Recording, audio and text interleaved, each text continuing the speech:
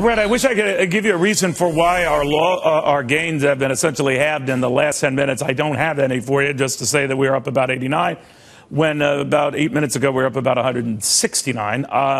But again, it's been all over the map. So it might be the breakdown in these talks. I highly doubt that, but that's the only other news that I could see that's transpired over that time, that hearing from John Kerry in Vienna, that they're not close to a deal, but they're closer to a deal. That talking about the negotiations with Iran on their nuclear stockpiles et al. Maybe get a read here from former Defense Undersecretary Doug Feith, who's worried that we do get a deal, and even if we're not quite as rushing to it. What do you make of what we know thus far, which is that we don't have a deal?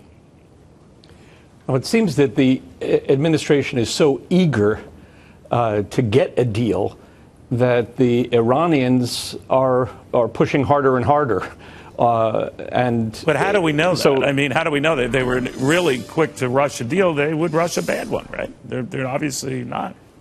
Well, I think the Iranians are pretty confident they're going to get a deal in any event, and they just want to be as tough as they can. And the administration's finding it harder and harder to make a deal that. Well, what do you think the Iranians are pushing for? Now, I follow the money, maybe because I'm the resident nerd here, and I do know that they want all of those frozen assets unfrozen, with even the commitment to a deal right away, all of it, 50, 60, whatever billion it is, and that we are balking on that. Do you know anything else?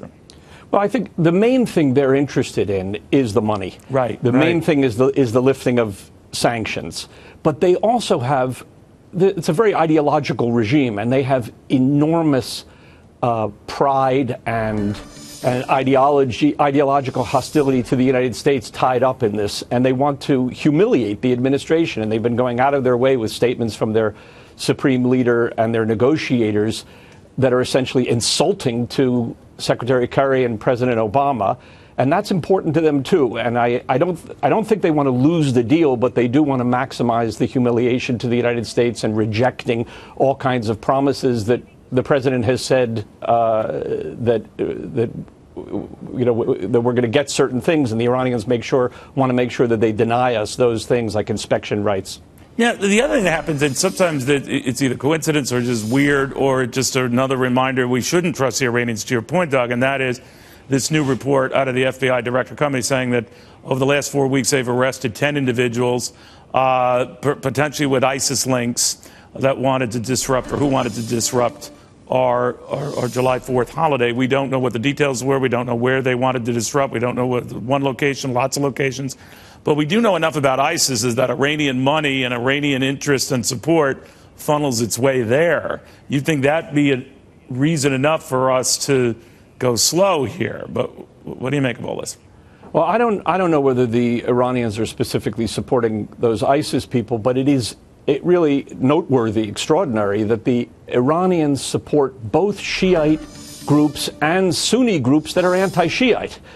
They support Hezbollah, which is a Shiite group, and they support Hamas, which is an anti-Shiite Sunni group, and yet they get substantial support from Iran. So the Iranians are big in supporting various terrorist groups across the ideological spectrum within the world of Islam. Well, all right, Doug, thank you very much. We'll see as these talks go on and on and on.